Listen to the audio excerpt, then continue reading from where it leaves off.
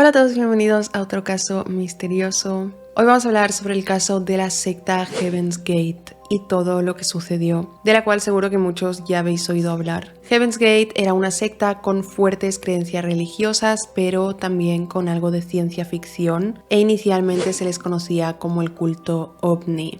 El grupo fue iniciado en 1970 por una mujer llamada Bonnie Lou Nettles y un hombre llamado Marshall Herb Applewhite. Durante esa época había varias sectas inquietantes activas. Estaba el culto de la familia Manson, los cuales se encontraban cometiendo crímenes atroces, que tenéis su caso en mi canal, por cierto. También estaba el culto de los hijos de Dios, que explotaba sexualmente a sus miembros. Sin embargo, había otros grupos como Heaven's Gate, cuyas creencias en los ovnis parecían un poco raras, pero no peligrosas o amenazantes, y estuvo activo durante 22 años, sin ningún incidente. Entonces, ¿cómo este grupo aparentemente inofensivo terminó convirtiéndose en uno de los cultos más mortíferos de la historia reciente? Mientras que algunos creen que la muerte de 39 miembros de Heaven's Gate fue resultado de un suicidio en masa, otros creen que en realidad hubo un suicidio y 38 asesinatos. Hoy hablaremos sobre cómo el descenso a la locura del líder de esta secta terminó con la vida de personas inocentes y sobre todo vulnerables. Antes de empezar voy a dejar por aquí mis redes sociales. También, si te gusta este tipo de contenido, suscríbete al canal y déjame un me gusta. Y ya comencemos con el caso de la secta Heaven's Gate.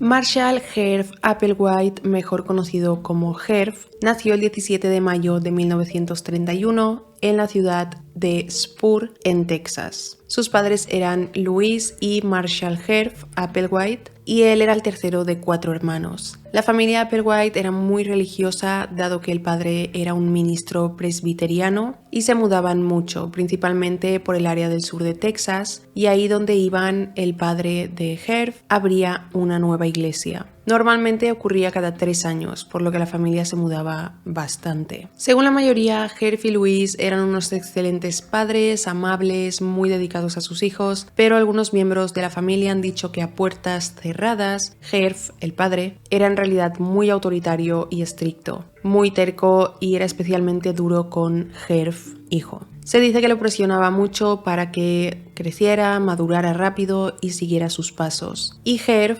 hijo, quería enorgullecer a su padre y aspiraba a seguir sus pasos. Un día, de hecho, entró en una iglesia cuando era muy joven y le dijo a los feligreses que no podía esperar para convertirse en ministro y comenzar a predicar la palabra de Dios. Herb parecía ser un niño feliz y carismático y siempre estaba sonriendo. Fue descrito como muy divertido, lleno de energía, lleno de vida y muy inteligente. Y su hermana Louise, que también se llamaba como la madre, lo describió como el típico miembro de la familia que era como el comediante que siempre hacía reír a los demás. Cuando llegó a la adolescencia, Herb se convirtió en un chico alto y atractivo, asistió a la escuela secundaria de Corpus Christi y sus compañeros de clase lo describieron como una persona extrovertida y sobresaliente que siempre estaba sonriendo. Tras graduarse, se matriculó en Austin College con la aspiración de seguir los pasos de su padre y convertirse en ministro religioso, y durante sus años universitarios llegó a ser líder del coro a capella y estuvo involucrado en el consejo de judicatura. Finalmente se graduó de la licenciatura en filosofía en el año 52 y ese mismo año se casó con su novia de la escuela secundaria, una mujer llamada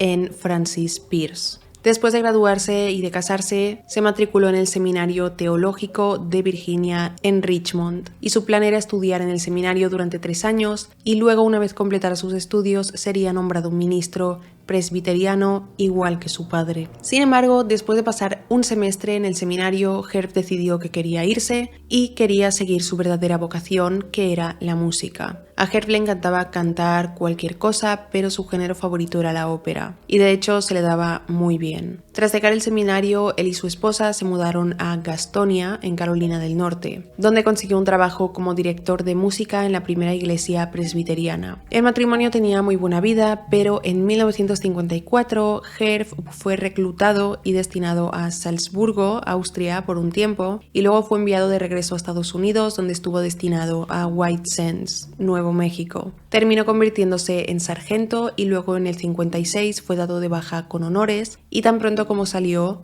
se matriculó inmediatamente en la Universidad de Colorado y fue durante su estancia en esta universidad que se involucró mucho en el teatro local y se hizo como un pequeño nombre, o sea, se hizo conocido en ese mundillo. Cuando tenía 18 años actuó junto a la actriz Joan van Ark en la producción comunitaria de And Get Your Gun y finalmente se graduó con una maestría en música, destacando en el teatro musical, y en el año 59 fue a la Universidad de Alabama, donde se convirtió en profesor de música. Sus estudiantes, sus alumnos y compañeros de trabajo lo amaban, era un miembro muy respetado de la facultad y fue considerado como una influencia muy positiva para sus estudiantes. Era el típico profesor que cautivaba a los alumnos. Por lo que Herb y su mujer se instalaron en esta comunidad, tenían una vida cómoda, parecían tenerlo todo y todo normal. Eran una pareja perfecta y en ese momento tenían 2 hijos, uno llamado Mark y una niña llamada Lane. Herb tenía un trabajo que amaba, que era la música, y la familia parecía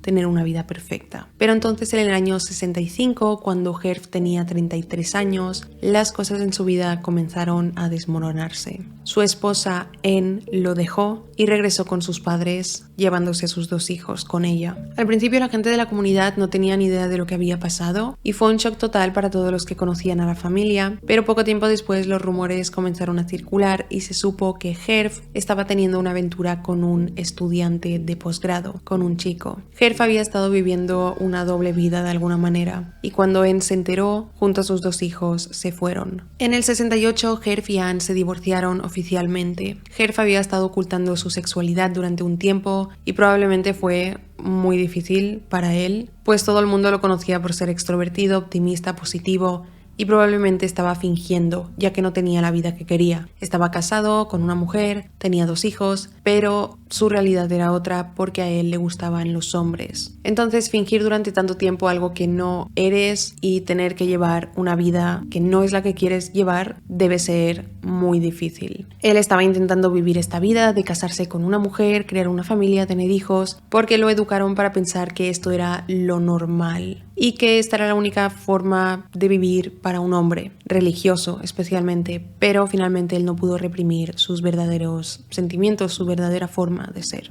Por lo que terminó dejando su trabajo en la Universidad de Alabama y en el 65 regresó a Texas, donde comenzó a trabajar en la Universidad de St. Thomas en Houston, donde se convirtió en presidente del departamento de música. Se involucró mucho en la Gran Ópera de Houston y fue elegido para 15 producciones, protagonizadas por muy buenos artistas conocidos como por ejemplo Plácido Domingo, y todas las actuaciones en las que Herb formó parte recibieron muy buenas críticas. En ese punto estaba en la cima de su carrera musical. Finalmente Herb decidió que ya era hora de decirle a sus padres que era gay y sabía que esto iba a ser muy difícil porque su padre era un ministro presbiteriano muy estricto y sabía que no iba a salir bien, pero sentía la obligación de hacerlo. Por lo que se armó de valor, fue a casa de sus padres, los sentó y les explicó que era homosexual. Desafortunadamente la reacción de sus padres fue exactamente lo que él pensaba. Su padre le dijo literalmente: ¿qué tipo de pecados he cometido para que el Señor me castigue de esta manera? Herb fue completamente rechazado por sus padres y como consecuencia fue rechazado por la iglesia presbiteriana, la cual había sido una gran parte de su vida desde pequeño, por lo que su vida comenzó a desmoronarse y a partir de ese punto su salud mental también comenzó a verse afectada de forma bastante significativa y cayó en una profunda depresión. Admitió que una vez condujo hasta un puente, se bajó del coche y contempló la idea de saltar y terminar con todo. Sus compañeros de trabajo comenzaron a preocuparse mucho por él, ya que ya no era el mismo hombre que conocían. Ahora actuaba como paranoico, de forma agitada. También se decía que tenía una mirada extraña, como una mirada enloquecida, que parecía como una mirada perdida. Y en ese momento Herb comenzó a tener visiones y a escuchar voces. En un viaje a la playa de Galveston un fin de semana, afirmó que tuvo una visión enviada por Dios y durante esta visión se le dio todo el conocimiento sobre de dónde venía la raza humana y hacia dónde se dirigía. Y en esta época fue cuando Herb se empezó a interesar mucho también por los ovnis. Y de hecho no es tan extraño, ya que durante esa época, en los años 60 y 70, los informes de avistamientos de ovnis eran bastante comunes y la gente empezaba a estar muy interesada por todo este tema de ovnis y extraterrestres. anteriores. Pero en el caso de Herf era diferente. No estaba interesado en el tema, sino que comenzó a obsesionarse. A la vez su personalidad había cambiado y a la vez tenía visiones y escuchaba voces, lo que ya era motivo de preocupación. Patsy Swayze, que era la madre del actor Patrick Swayze, estaba en el grupo de teatro de Herf en Houston y dijo que Herf empezó a actuar de manera muy extraña y comenzó a hablar mucho sobre ovnis y sobre una nueva religión extraña y también sobre el apocalipsis que se avecinaba. En 1970 Herf había sufrido varios colapsos mentales y finalmente lo despidieron de su trabajo en la Universidad de St. Thomas. La razón por la que lo echaron no se conoce al 100%, pero la gente cree que fue despedido por su sexualidad. St. Thomas era una universidad religiosa y se cree que el hecho de que fuera gay iba en contra del sistema de creencias católicas de esta universidad y del momento, por lo tanto que lo despidieron. Eso se cree. Sin embargo, la universidad lo negó y dijo que lo despidieron debido a los problemas de naturaleza emocional que estaba sufriendo Herf. Esto se pudo deber a los problemas de salud mental que estaba experimentando en ese momento, los cuales empeoraron muchísimo más cuando en el año 1971 su padre falleció. Esto hizo que la depresión de Herf fuera a muchísimo peor y llegó a un punto crítico en el año 72, un año después, cuando Herf ingresó en un hospital en Houston.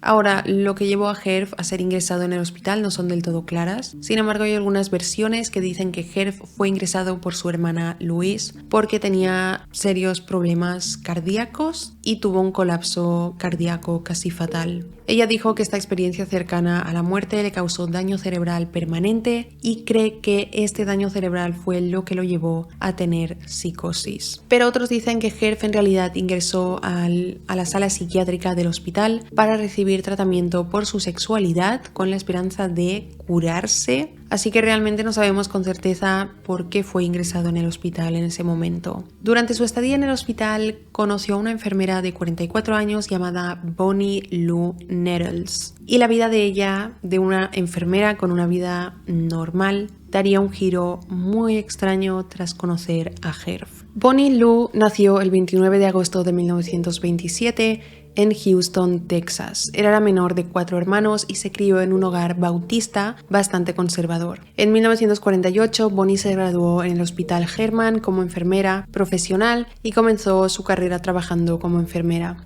Ya al año siguiente, en el 49, se casó con un hombre llamado Joseph Nettles, con el cual tuvo 4 hijos. No hay muchísima información sobre la vida de Bonnie, pero sí que se sabe que terminó alejándose de su educación bautista a medida que crecía y que se interesó mucho en las prácticas de la nueva era. Participó en sesiones de espiritismo en las que ella y otras personas con ideas afines intentaban canalizar y conectar con los muertos. También se dedicó a lecturas psíquicas, signos astrológicos y los ovnis. En el 66, Bonnie fue incluida en Houston en la Sociedad Teosófica y fue aquí donde ella se obsesionaría aún más con esta nueva forma de pensar. Los teósofos de la Sociedad Teosófica consideran que la creencia debe ser resultado de la experiencia y el conocimiento del estudio individual en lugar de la aceptación de ideas tradicionales y que debe basarse en el conocimiento y no en la afirmación. Bonnie creía que era clarividente y que según ella era un regalo que Dios le había dado. También creía que el fantasma de un monje de 200 años llamado hermano Francis estaba junto a ella. Ella interpretaba cartas astrológicas y si cometía algún error, el hermano Francis la corregía, según ella. A medida que crecía su interés en estas prácticas alternativas, su relación con su esposo terminó viéndose afectada y el matrimonio comenzó a ir mal. A finales de la década de los 60, un compañero vidente de Bonnie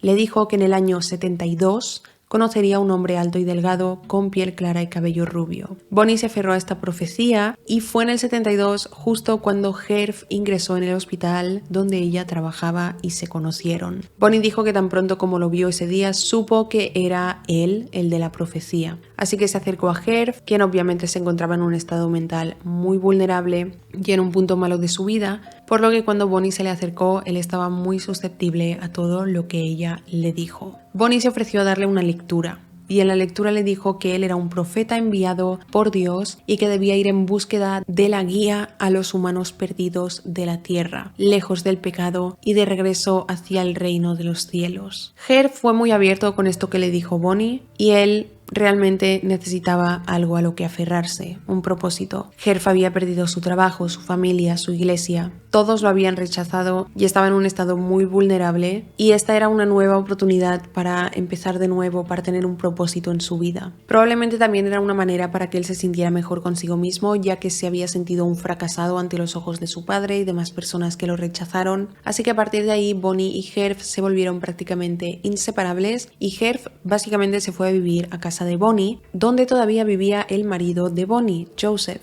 Todavía estaban casados y todo. En ese punto su relación no era buena, pero seguían en una relación. Como era de esperar, dado que Herf y Bonnie siempre estaban juntos en su casa, Bonnie y Joseph finalmente se divorciaron. Y fue entonces cuando decidieron que debían ir hacia esa búsqueda religiosa de la que Bonnie le había hablado a Herf.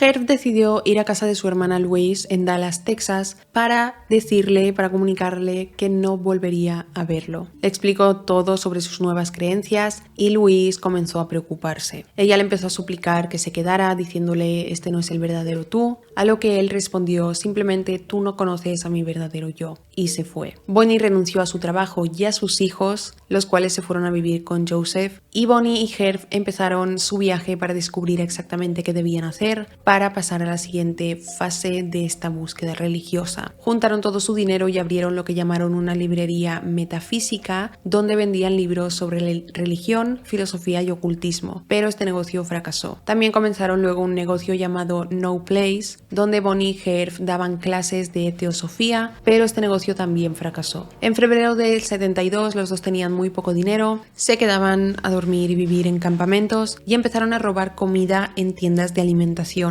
Ellos adoptaron la creencia de que estaban por encima de las leyes humanas desde que empezaron esta misión de Dios, y fue así como justificaron estos robos de comida. Durante esa época consumían todo tipo de literatura, religión, fantasía, y también veían episodios de Star Trek muy a menudo. Bonnie también cambió su peinado durante esa época, y Herf se cortó el pelo para parecerse a lo que la mayoría reconocería en un futuro como el peinado característico de esta secta. En julio del 73 sucedió algo muy significativo. Bonnie y Herf estaban acampando en la costa de Oregón, y aquí fue donde finalmente descubrieron su propósito. Pues comenzaron a leer el libro del Apocalipsis y llegaron al capítulo 11. En el capítulo 11 se habla mucho sobre dos testigos. Estos dos testigos fueron martirizados y asesinados, y luego, después de 3 días y medio, el Espíritu de Dios entró en los dos testigos, los cuales se levantaron de entre los muertos y se pusieron de pie. Luego el pasaje continúa diciendo que los dos testigos escucharon en voz alta una voz del cielo que decía: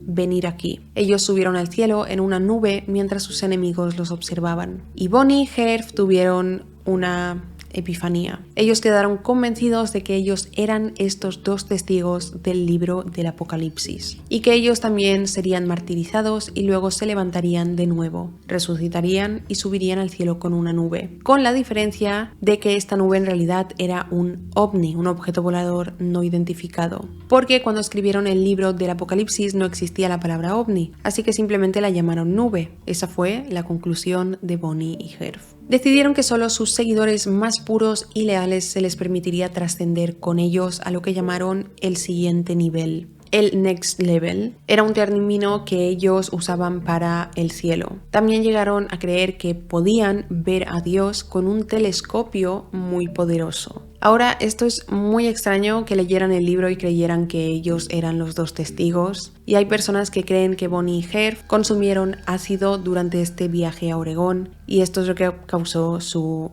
despertar o estas conclusiones que sacaron. A partir de ahí emprendieron una misión para reclutar a miembros para que se unieran a ellos, o sea, decidieron ya en ese punto crear una secta. Pero el 28 de agosto del 74 fueron arrestados en Harlingen, Texas, por no detenerse cuando un policía estatal intentaba detenerlos. Descubrieron que el coche en alquiler que conducían en ese momento había sido reportado como robado, porque Herb y Bonnie nunca lo devolvieron a la empresa de alquiler de coches, por lo que Herb fue arrestado por esto. Luego encontraron que Bonnie tenía varias tarjetas de crédito robadas y también fue arrestada. Los cargos de Bonnie finalmente fueron retirados, pero Herb pasó 6 meses en la cárcel por el robo del coche. Cuando salió de prisión, los dos continuaron su misión para reclutar miembros. Ellos tenían varios nombres diferentes. Al principio se hacían llamar Bo y Pip, o de tú, o sea, los dos. Comenzaron a recorrer diferentes ciudades de Estados Unidos y hacían folletos invitando a gente a escuchar lo que tenían que decir. Estos folletos llamaron la atención de cierta cantidad de gente y terminaron con bastantes asistentes. Durante estas reuniones, Herb hablaba la mayor parte del tiempo y le decía a la gente que necesitaban alejarse de sus vidas, deshacerse de su humanidad, y esto les permitiría pasar a lo que se referían como The Next Level, al siguiente nivel, que es al cielo. Con deshacerse de su humanidad querían decir que necesitaban disociarse completamente de sus familias, amigos y de cualquier persona fuera de estas charlas, y tenían que esforzarse para convertirse en sus seres más puros. Y el sexo era algo que estaba prohibido en esta secta. Para volverse más puros y menos humanos, a los miembros potenciales se les dijo que debían estar solteros y esencialmente que hubieran hecho voto de castidad, y que tenían que controlar cualquier impulso o pensamiento sexual que tuvieran. Y solo si eran capaces de deshacerse de todos estos impulsos humanos naturales, se les permitiría trascender al siguiente nivel. Bonnie y Herb se referían a todo esto como la metamorfosis del individuo humano. También le dijeron a los asistentes, a los potenciales miembros de estas reuniones, que los dos pronto serían ascendidos y que se llevarían a sus seguidores en una nave espacial que ascendería hacia el cielo. Al principio le decían a todos en las reuniones que la nave espacial llegaría en cualquier momento, por lo que había una sensación de urgencia que ellos creaban, y parece una manera efectiva de convencer a las personas, en plan es ahora o nunca, porque esto va a suceder en cualquier momento. En septiembre del 75 hubo una reunión que se celebró en la ciudad de Waldport, Oregón, y después de esta reunión más de 20 personas decidieron alejarse de sus vidas y unirse a esta secta. La mayoría de estas personas no le dijeron nada a nadie, no le dijeron a nadie dónde iban, por lo tanto desaparecieron. Esto se convirtió en noticia y la gente comenzó a hablar sobre estos dos individuos misteriosos que hablaban sobre los ovnis, que llegaron a Waldport, tuvieron una reunión y se llevaron a 20 personas con ellos. Bonnie y Herb fueron obteniendo un número bastante considerable de seguidores de todo el mundo en varios estados diferentes. La gente estaba literalmente dejando sus trabajos, sus matrimonios, sus hijos pequeños para unirse en esta secta y poder pasar al next level. Una pareja llamada Susan y Wayne asistieron a la reunión en agosto de 1975 y quedaron cautivados, tan cautivados que se fueron a su casa después de la reunión y le dijeron a su hija Kelly, de 10 años, que se iban de casa para unirse a la secta y que pronto serían recogidos por una nave espacial y que ella nunca volvería a verlos. Esta niña de 10 años intentó disuadir a sus padres de que esto que le decían era una locura, pero luego dijo que fue como tratar de competir con Dios y finalmente la mandaron a vivir con sus abuelos y ellos se fueron. O sea, esto es muy impactante, imaginar tener 10 años y que tus padres lleguen un día a casa y te digan, nos vamos. No vas a volver a vernos, nos vamos porque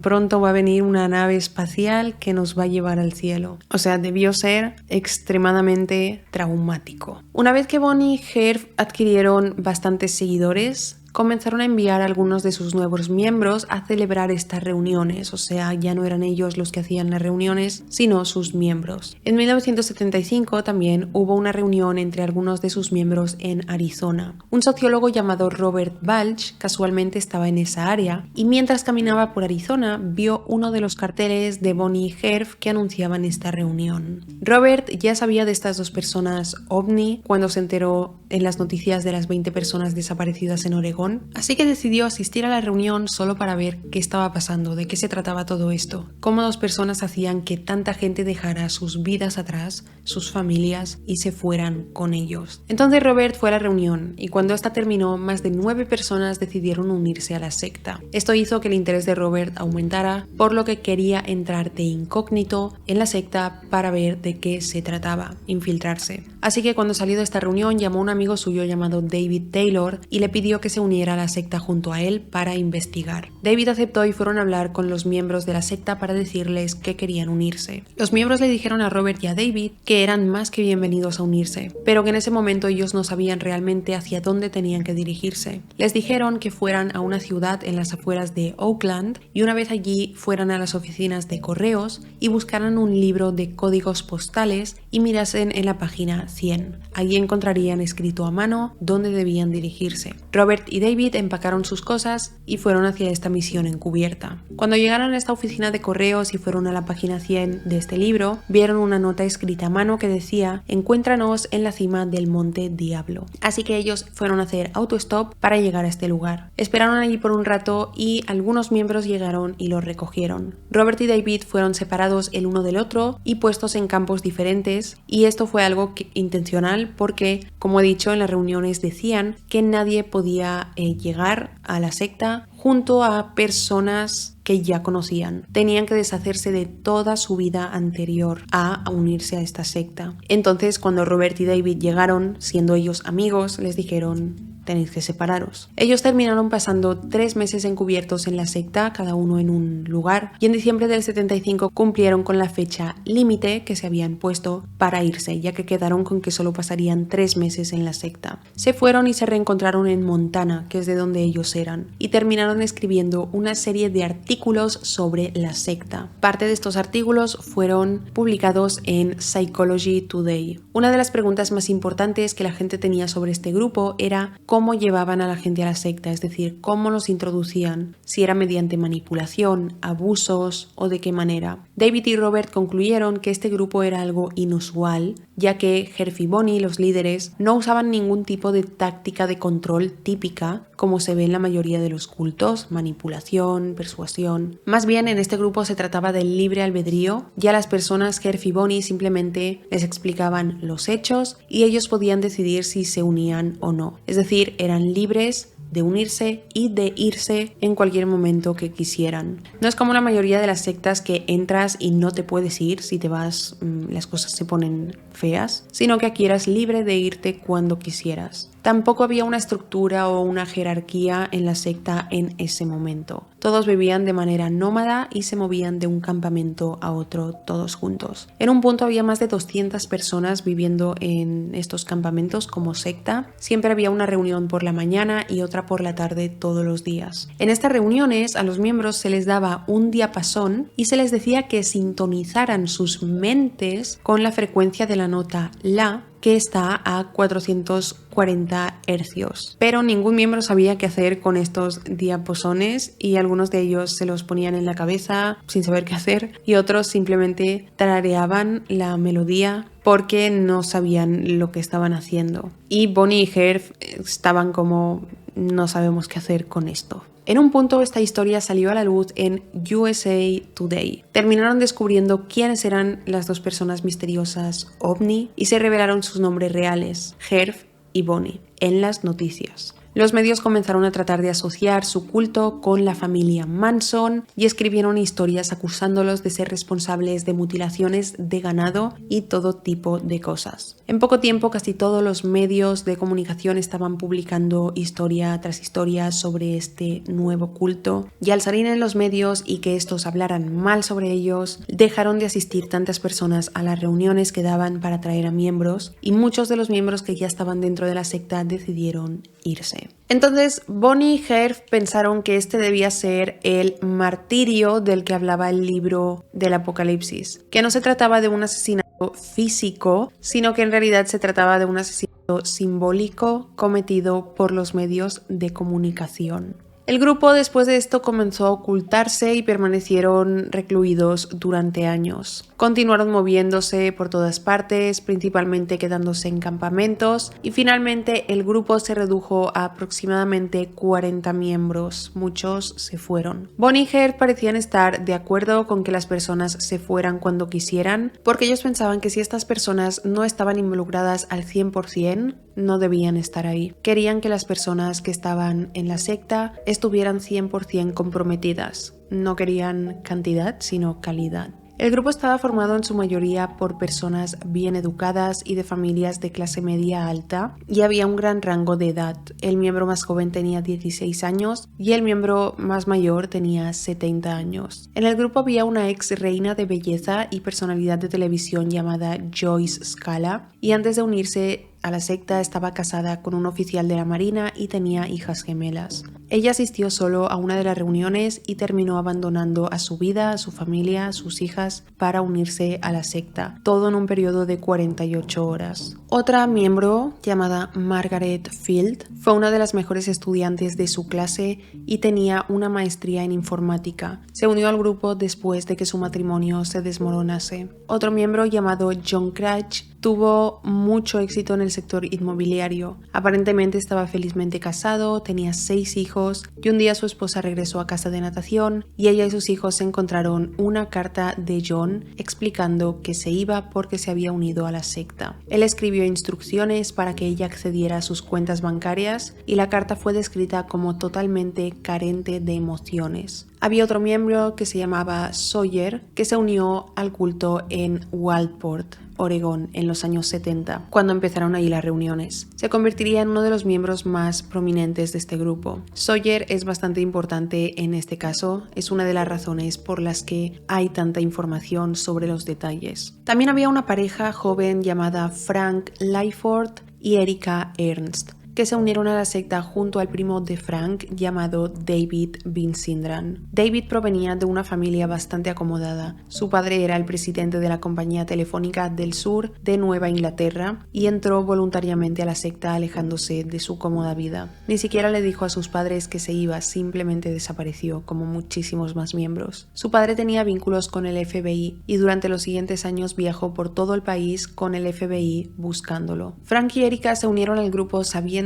que ya no podrían continuar su relación romántica, pero pensaron que ascenderían juntos al siguiente nivel y que valdría la pena el sacrificio. Porque, repito, que en esta secta, una vez entrabas, no podías tener pareja, no podías tener relación con nadie de tu vida anterior. También había un joven llamado Dick Joslin y fue uno de los primeros miembros en unirse al culto. Era un aspirante actor y cantante. También un hombre llamado Thomas Nichols que se unió al culto cuando comenzó en los años 70 e irónicamente es el hermano de Nichelle Nichols, quien interpretó al teniente Uhura en Star Trek. Y estos son algunos de los miembros para darnos una idea de qué tipo de personas eran las que estaban involucradas en el grupo, las que se unían a la secta. Personas en su mayoría que llevaban una buena vida, que tenían buenos estudios, buenos puestos de trabajo, una familia formada y decidieron dejarlo todo atrás. El grupo continuó deambulando por Estados Unidos sin quedarse nunca en un lugar durante mucho tiempo. Pero en el año 78, un hombre que se unió al culto llamado David Van Sinderen ofreció sus fondos fiduciarios. Un fondo fiduciario o fideicomiso es un tipo de administración de recursos a través del cual una persona u organización le otorga a otra persona o entidad la administración de ciertos bienes con el objetivo de que los administre en favor suyo o de un tercero. Básicamente significaría que ofreció su dinero a la secta, con lo que comenzaron con ese dinero a alquilar mansiones en las que vivían todos juntos. Vivían en bonitos barrios suburbanos. A partir de ahí, para evitar que sus vecinos sospecharan, solo dejaban salir a ciertas personas de casa y los demás tenían que permanecer dentro siempre. Como he mencionado, Bonnie y Herb tuvieron varios nombres al principio y los nombres más destacados en ese momento eran Bo y Pip, pero me voy a seguir refiriendo a ellos como Bonnie y Herb. Finalmente, Bonnie se hizo conocida como T y Herb se hizo conocido como Doe. Ellos sacaron estos nombres de la película The Sound of Music, que era la película favorita de Bonnie, y fue con estos nombres con los que se quedaron mientras duró el culto. Hablemos ahora sobre algunos de los roles y creencias en la casa o el oficio, como ellos llamaban a la casa. Bonnie y Herb se referían a su grupo como un salón de clases y ellos eran los profesores, los maestros y los miembros eran los alumnos. Se referían a sus cuerpos como vehículos y convencieron a los miembros de que no eran humanos, que en realidad eran extraterrestres atrapados en un vehículo humano, o sea, en un cuerpo humano. Y les dijeron que necesitaban aprender todo lo que pudieran de ellos y que deberían despojarse de su humanidad por completo, que luego todos se graduarían juntos, se despojarían de su forma humana y tomarían la forma de un extraterrestre pasando al siguiente nivel o al cielo en una nave espacial.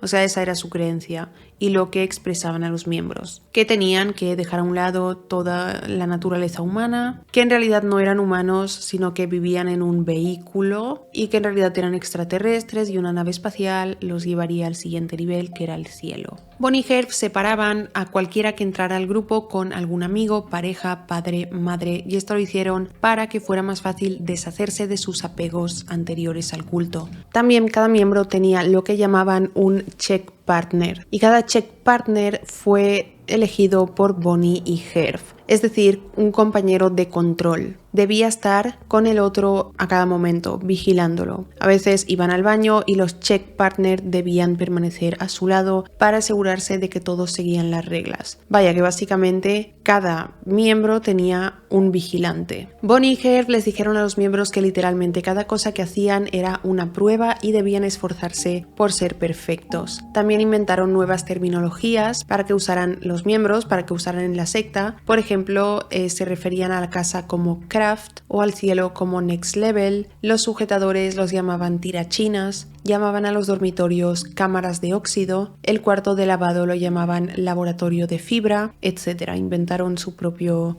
vocabulario para referirse a determinadas cosas o lugares. Esto lo hicieron para no desencadenar ningún recuerdo del pasado de ningún miembro de antes de que se uniera a la secta, o sea, como para que separaran los conceptos aprendidos y no se acordaran de su pasado. Era otra táctica que usaban para alejarlos de su vida anterior. A sus órganos sexuales los llamaban plumbing, que sería algo como fontanería, y cualquier forma de relación romántica o pensamientos sexuales estaban completamente prohibidos, como ya he dicho. Había un protocolo para los miembros masculinos del grupo que era que cuando tuvieran lo que ellos llamaban emisiones nocturnas, que era el término para referirse a los sueños húmedos, la persona que tuviera un sueño húmedo debía ir directamente al baño, donde había toallas colgadas en la pared para que se limpiara, pero antes de regresar a la cama después de limpiarse tenía que firmar un libro de registro para indicar que había tenido una emisión nocturna, y así Bonnie y Herb podrían realizar un seguimiento de quién tenía pensamientos sexuales. Como podemos imaginar, esto era humillante. Los hombres se sentían culpables por no poder controlar sus impulsos sexuales. Todo en la casa estaba completamente controlado, incluso las comidas que hacían. Todas las comidas tenían que ser del mismo tamaño, todos debían comer exactamente la misma cantidad. A las mujeres no se les permitía usar maquillaje, todos tenían el mismo corte de pelo, todas usaban el mismo tipo de vestimenta, como un uniforme. Básicamente era una camisa con botones, con pantalones y zapatos deportivos. Esto se hizo para que los miembros parecieran no tener género y separarlos aún más de sus identidades y hacerlos que no parecieran individuos, ya que todos iban exactamente iguales. Al grupo se le permitió ver algunos programas de televisión, pero antes debían ser aprobados. Uno de estos programas era Star Trek, ya que a Herb le encantaba y quedó fascinado con los Borg.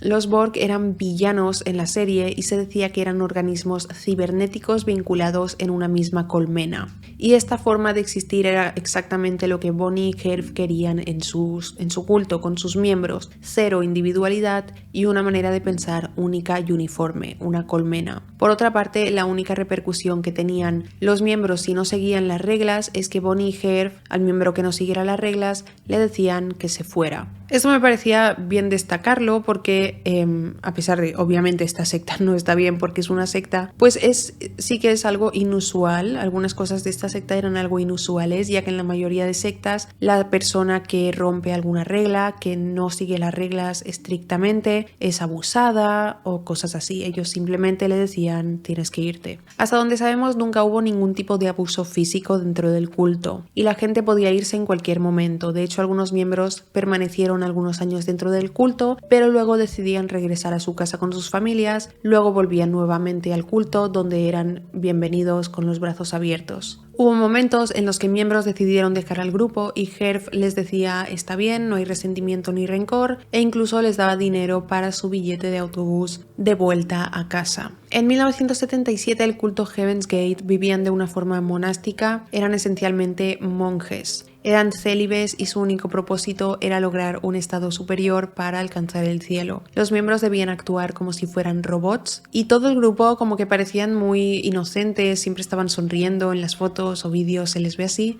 Siempre como sonriendo, incluso se les ve como algo infantiles. Los miembros también recibieron nuevos nombres para alejarse aún más de su pasado e identidad. Para los nombres se elegía la misma estructura para todos y consistía en 6 letras. Las últimas 3 letras eran O, D, Y y las primeras 3 letras generalmente consistían en consonantes y a veces se derivaban del nombre real de la persona. O, D, Y fue lo que Herf y Bonnie decidieron que sería el apellido del culto, que significa Little Member o pequeño miembro. Pasamos a 1980 cuando la secta ya llevaba unos años activa. Muchos padres seguían buscando a sus hijos desaparecidos, los cuales se habían unido a la secta y desaparecido de la vida anterior. Una mujer llamada Nancy Brown, que era la madre de un miembro de la secta llamado David Moore, inició un grupo llamado Parents Network y esto se creó como una forma de que los padres compartieran cualquier información que descubrieran sobre la secta o cualquier dato sobre sus hijos desaparecidos. Esto enfadó muchísimo a Bonnie y a Herf cuando se enteraron. Les enfadó el hecho de que estas familias tuvieran el descaro de buscar a sus hijos, porque según el punto de vista de ellos, los miembros eran adultos conscientes que estaban ahí porque querían y pensaban que las familias debían simplemente apoyar la decisión de sus hijos o aceptarla de pertenecer a una secta. A lo largo de los años, el odio de Bonnie y Herf hacia Parents Network continuó creciendo. 5 años después, en el 85, mientras el grupo vivía en Dallas, Texas, Bonnie fue diagnosticada con cáncer de ojo. Se sometió a una cirugía para que le extirparan el ojo y le colocaran una prótesis, pero ya era tarde. El cáncer se había extendido al hígado, por lo que no le quedaba mucho tiempo de vida. Y el 19 de junio del 85 falleció. Todos quedaron absolutamente devastados por la muerte de Bonnie, especialmente Herf. En ese punto había una gran pregunta que todos los miembros tenían en mente. Y es que si supuestamente todos eran extraterrestres atrapados en los vehículos humanos, ¿por qué Bonnie murió con su vehículo humano? ¿Por qué cuando murió su vehículo humano no se convirtió en un extraterrestre, que según ella y Herf era su verdadera forma? ¿Por qué no ascendió al cielo en una nave espacial, como Herf y Bonnie les habían dicho tanto tiempo que sucedería? Esto es lo que Bonnie y Herf les habían dicho a todos sus miembros que iba a suceder. Obviamente ellos no pensaron en la posibilidad de que uno de ellos muriera, y la muerte de Bonnie iba en contra de toda la doctrina del grupo, de todo lo que habían creído hasta ese momento. Por lo que Herf tuvo que pensar rápido qué explicaría a los miembros y terminó explicando que el vehículo de Bonnie se averió y que les pareció que sufría de cáncer, pero lo que realmente sucedió fue que la conciencia al siguiente nivel de Bonnie quemó su cuerpo. En uno de los documentales sobre este caso se habla sobre el término disonancia cognitiva, que es esa sensación incómoda que experimentamos las personas cuando tenemos 2 o más creencias que son contradictorias entre sí. La persona que experimenta la disonancia cognitiva desea desesperadamente seguir creyendo en algo a pesar de que está viendo la realidad frente a sus ojos. Después de la muerte de Bonnie, Herf les dijo que en realidad no se trataba de una transformación corporal física en un extraterrestre, lo que les habían explicado todos esos años, sino que en realidad se trataba de una transformación espiritual y que sus cuerpos o vehículos se quedarían atrás en la Tierra cuando murieran. Todos los miembros aceptaron esta explicación. Pasamos a octubre del año 85, cuando Herf permitió que los miembros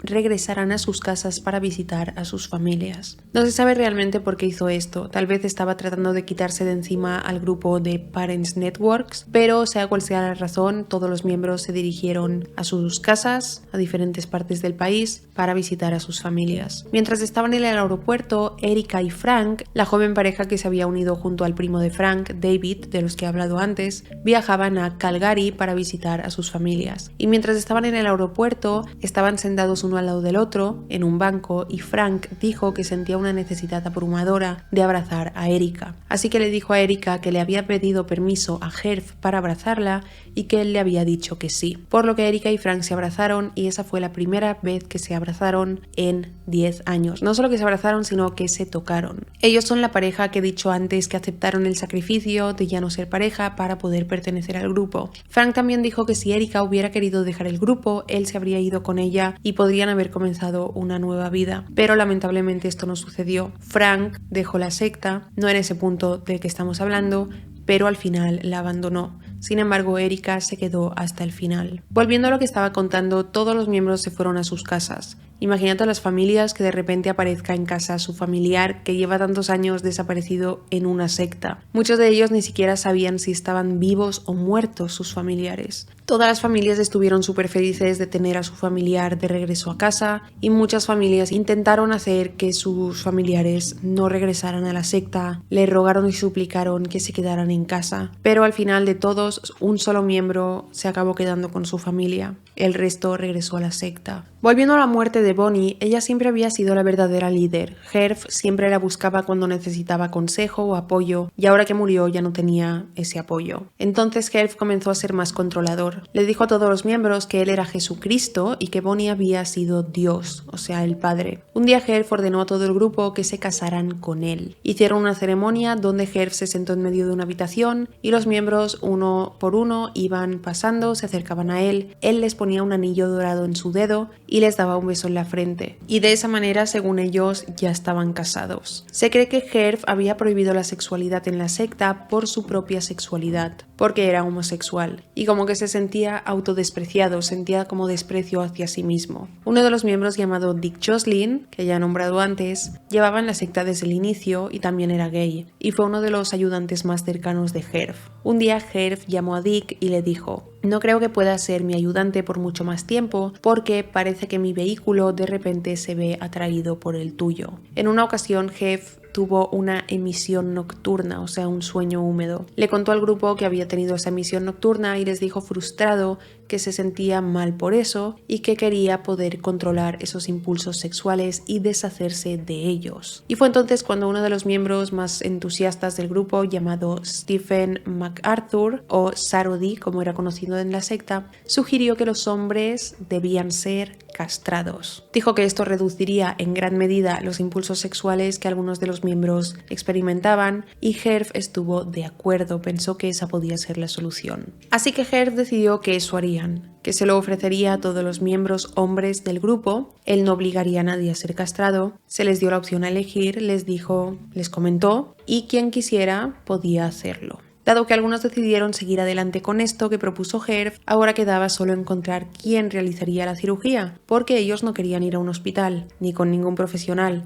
porque no querían llamar la atención. El grupo quería pasar desapercibido. Obviamente, si ellos eran un grupo tan grande de hombres que vestían todos iguales, tenían el mismo peinado, entran a una consulta, a un hospital y todos dicen que quieren ser castrados, podrían terminar atrayendo la atención de los medios y de todo que tanto habían estado evitando. Fue entonces cuando una miembro del grupo llamado Julie Lamontage, o Libody como era conocida en la secta, se ofreció a ayudar. Ella fue enfermera antes de unirse a la secta y se ofreció como voluntaria para realizar las operaciones. Por otra parte, necesitaban una sala de operación y evitar problemas legales. Y atención a esto, porque esto a continuación es completamente una locura que no acabo de procesar. Herb hizo un cartel que ponía México y lo puso en la puerta. Hizo esto porque si sucedía algo malo o había algún error y venía la policía, los miembros podrían decir que los procedimientos se realizaron en México. O sea, es como si yo digo, quiero hacer algo ilegal, que si viene la policía no me puedan decir nada. Ah, bueno, pues voy a escribir en un papel China, lo voy a pegar en la puerta de mi casa y si viene la policía les voy a decir, no, esto se ha hecho en China. Mira, hay un cartel escrito a mano en mi puerta. Los hombres estaban entusiasmados con esto y de hecho competían para ser los primeros en realizarse el procedimiento, por lo que terminaron lanzando una moneda al aire y Sorodi ganó. Sería el primero en ser castrado. Entró en la sala de intervención de México y Leibody le inyectó la anestesia para adormecer el área y le realizó una incisión y la extirpación de los testículos. Luego lo que pasó es que el escroto de Sorodi comenzó a inflamarse y empezó a tener mucho dolor. Y los miembros que estaban allí, viéndolo todo, entraron en pánico y no sabían qué hacer. No querían ir al hospital porque sabían que lo que habían hecho no era legal, pero después de un rato supieron que no les quedaba otra opción porque la situación no mejoraba y dejaron a Sorodi en el hospital. Luego, dos de los miembros que lo llevaron condujeron hasta el océano donde tiraron sus testículos. Sorodi finalmente se recuperó por completo y terminó encontrando a un médico que estaba dispuesto a realizarle los procedimientos a los que querían ser castrados, que fueron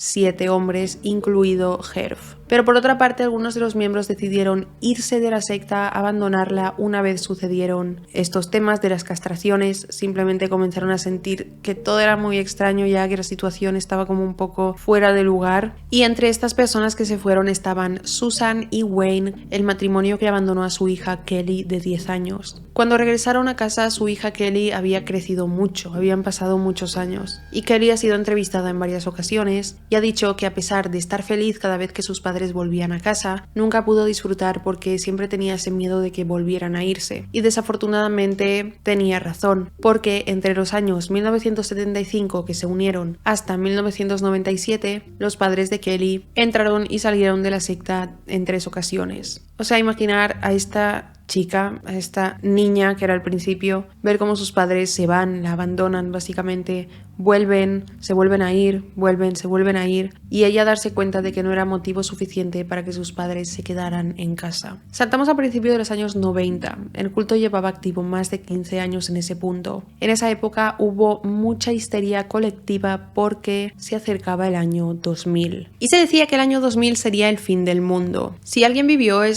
supuesto fin del mundo del año 2000, me encantaría que deje la experiencia en comentarios. Yo el fin del mundo que viví fue el de 2012 y yo ahí sí que me creí que se acababa el mundo, y ese día, no sé cuándo era, 12 de diciembre de 2012, 12 del 12 del 12, ese día pasé una ansiedad horrible. Me acuerdo estar en el sofá mirando por la ventana al cielo, temblando, pensando que en cualquier momento íbamos a morir. Volviendo al tema del fin del mundo de los años 2000, vamos a ver por qué se creía que en los 2000 iba a acabar el mundo. Todo esto vino porque los programadores de computadoras habían usado 2 dígitos para representar los años en lugar de 4 dígitos. Es decir, en lugar de poner 1980, ponían 80, 81, 97, 98, 99, y la gente creía que cuando llegara la fecha del 1 de enero de 2000, los sistemas colapsarían y el mundo se hundiría completamente en un caos. Esto se conocía comúnmente como el problema del año 2000 o efecto 2000 o bug Y2K, year 2K, 2000, y este miedo al cambio de siglo también sacó a la luz a muchos fanáticos religiosos que afirmaban que el fin del mundo se acercaba. Herf aprovechó esta histeria colectiva para reclutar a más miembros. El mundo se acababa y él tenía el poder de ascenderlos a todos al cielo. La secta comenzó una serie en televisión por satélite a la que llamaron Beyond the Human, más allá del ser humano, donde los miembros se sentaban y hablaban sobre el culto, sus creencias, sus objetivos. También sacaron un anuncio en USA Today que se imprimió el 27 de mayo de 1993. El anuncio contenía toda la información sobre el grupo y enviaba el mensaje de ahora es el momento de unirse a Heaven's Gate porque se acerca el fin y nosotros sabemos la salida. También incluyeron un apartado postal en este anuncio para que la gente pudiera escribirles para obtener más información sobre la secta, y los miembros comenzaron a hacer grabaciones en VHS de ellos hablando sobre su grupo y lo enviaban también, tratando de difundir el mensaje lo máximo posible. Incluso comenzaron a hacer reuniones de nuevo, como las que hacían al principio para reclutar. Sin embargo, fracasaron bastante, especialmente a las reuniones, ya que muchos asistentes iban a las reuniones para burlarse o hacer preguntas incómodas. En una reunión en Portland, Oregón, en una sala los miembros estaban explicando todo sobre el culto a los asistentes, y uno de los asistentes levantó la mano para hacer una pregunta. El miembro le dio permiso para hablar y el hombre dijo lo siguiente: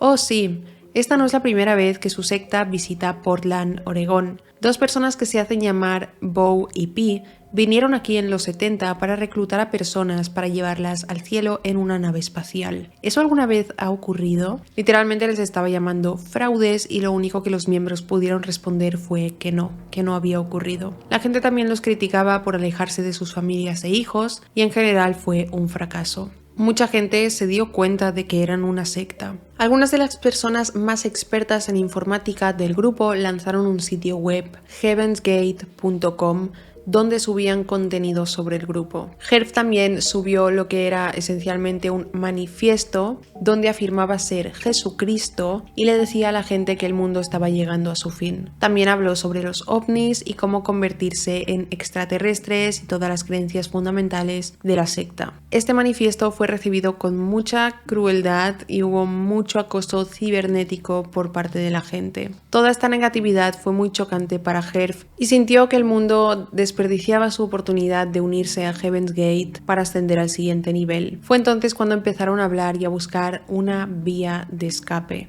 una manera de ascender al siguiente nivel, al cielo.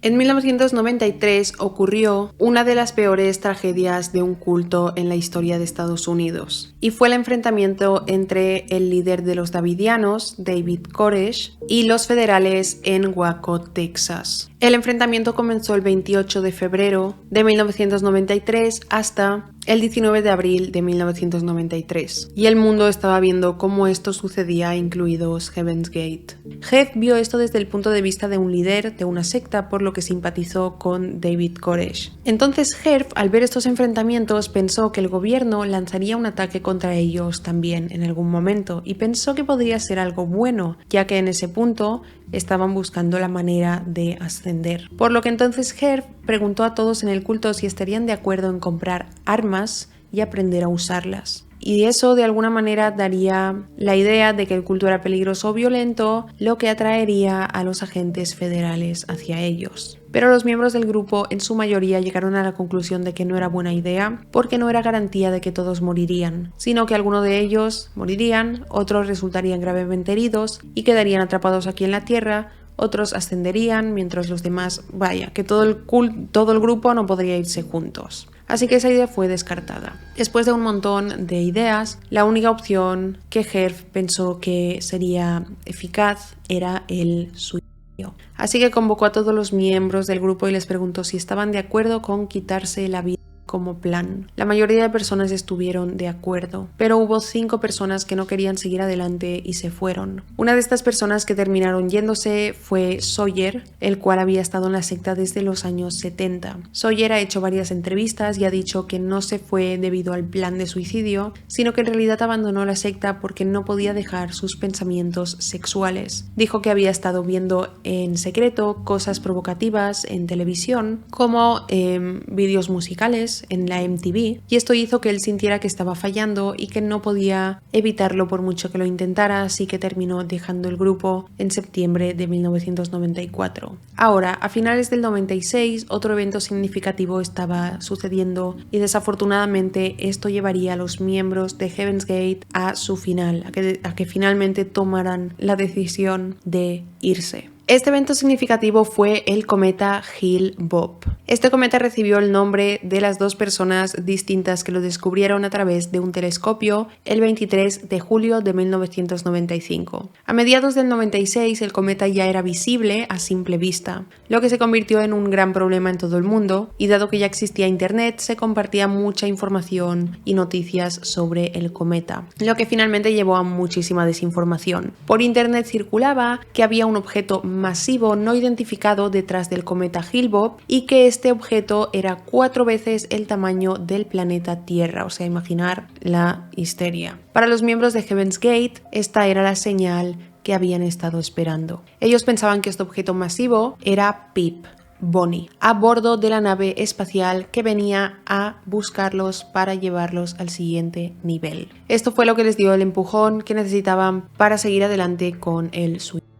Así que los miembros fueron a una tienda y compraron un telescopio motorizado y miraron hacia el cometa, pero no vieron este objeto masivo que teóricamente estaba detrás del cometa. Así que, en lugar de decir, vale, no hay nada en realidad, llevaron el telescopio a la tienda de vuelta y le dijeron al vendedor que el telescopio no funcionaba. Finalmente se supo que nunca hubo ningún objeto masivo detrás del Hale-Bopp. Todo había sido un engaño, desinformación de internet. Pero esto no disuadió a los miembros del culto, los cuales todavía sentían que ese cometa era la señal y que sí que estaba ahí, que era Bonnie, y después de 22 años de esta secta activa pusieron en marcha el plan y decidieron que se daría en marzo de 1997. Eligieron esta fecha porque era el momento en el que el cometa Hale-Bopp estaría más cerca de la Tierra. Luego decidieron hacer un montón de viajes antes de su ascensión. Fueron a SeaWorld, a México, a Las Vegas y a muchos otros lugares. También realizaron entrevistas donde a los miembros se les permitió declarar lo que estaban planeando hacer y cómo se sentían al respecto. Entonces, en estas entrevistas se les ve como muy buenas vibes,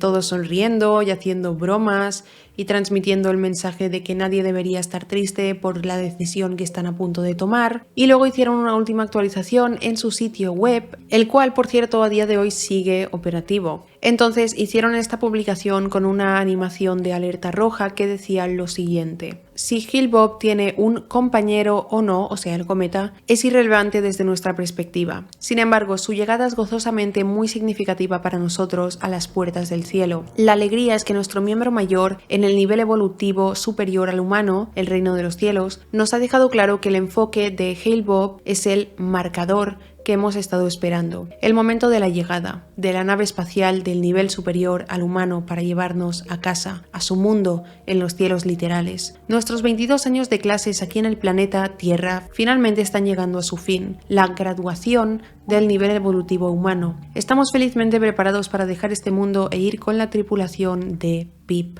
o sea, Bonnie. Si estudias el material de este sitio web, es de esperar que comprendas nuestra alegría y cuál ha sido nuestro propósito aquí en la Tierra. Incluso puede encontrar su tarjeta de embarque para viajar con nosotros durante esta breve ventana. Estamos muy agradecidos de haber recibido esta oportunidad de prepararnos para ser miembros de su reino y de experimentar su cuidado ilimitados. Después de este mensaje, el grupo fue a un restaurante local de Marie Callender y cada uno de ellos pidió pastel de pavo y tarta de queso como última comida. Y el 22 de marzo de 1997 el grupo comenzó su vía de escape, su salida, o como ellos lo llamaron, la ascensión. Tomaron fenobarbital, que mezclaron con puré de manzana o pudding, luego lo mezclaron con vodka y cada uno se acostó en un lugar asignado y se pusieron una bolsa en la cabeza de plástico para asfixiarse. El 26 de marzo, un exmiembro llamado Rio D'Angelo llamó al 911 para informarles que había recibido una carta por correo de que todos los miembros del culto Heaven's Gate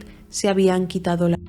El grupo en ese momento vivía en el condado de San Diego. En la carta también había instrucciones para Rio para que fuera a la mansión del culto en San Diego y filmara lo que se encontrase. Y eso es exactamente lo que hizo. No voy a poner ese vídeo aquí, pero podéis encontrarlo fácilmente por internet y es donde se ve a este hombre, Rio, entrando en la mansión donde llevaron a cabo el suicidio en masa y se ve a todos los miembros sin vida. Resumiendo, lo que encontró este hombre fueron 39 cuerpos fallecidos. Todos estaban en diferentes áreas de la mansión. Todos estaban con vestimenta igual, con uniformes a juego y con zapatos Nike. Todos estaban medio cubiertos por una sábana morada. Los medios de comunicación enloquecieron en ese momento. Había reportes por todos lados. Al principio las noticias informaban que habían encontrado lo que parecía un grupo de 39 monjes. Pensaron que todos eran hombres debido a los cortes de pelo y su apariencia sin género, pero una vez que hicieron las autopsias vieron que había 21 mujeres y 18 hombres y no parecía haber signos de lesiones o traumatismos en sus cuerpos. La mayoría de los cuerpos fueron encontrados con 5,75 centavos en sus bolsillos. Esto hacía referencia a una historia de Mark Twain donde decía que 5,75 centavos era el costo de viajar en un cometa al cielo.